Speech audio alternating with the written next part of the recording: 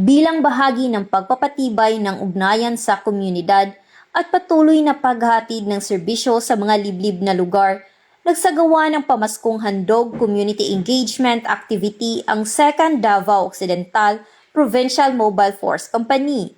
Katuwang ang revitalized police sa Barangay Jose Abad Santos Cluster 2 at ang Barangay Council ng Barangay Tabayon nito lamang Disyembre taong kasalukuyan sa Sitio Kapatagan, Barangay Tabayon, Jose Abad Santos, Davao Occidental. Ang aktibidad ay sinagawa sa ilalim ng pamumuno ng Davao Occidental Police Provincial Office na pinangunahan ni Police Colonel Sherwin M. Butil, Provincial Director.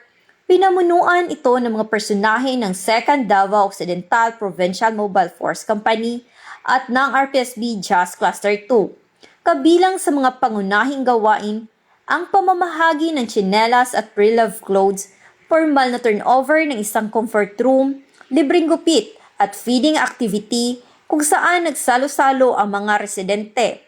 Tinatayang humigit kumulang 50 benepisyaryo mula sa komunidad ang direktang nakatanggap ng tulong at serbisyo. Sa kabila ng bulubundukin at malayong lokasyon ng Sitio Kapatagan, muling pinatunayan ng PNP Davao Occidental ang malasakit at aktibong presensya sa mga geographically isolated and disadvantaged areas.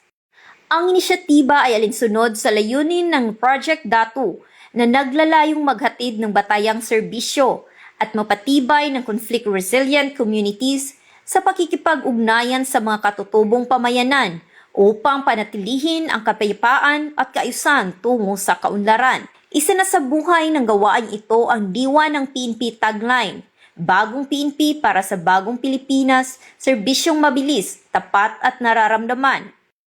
Mula dito sa Police Regional Office 11, ako ang inyong PNN correspondent, Patrolwoman June Mary Joy Rupig, alagad ng batas, taga-taguyod ng Balitang Pulis.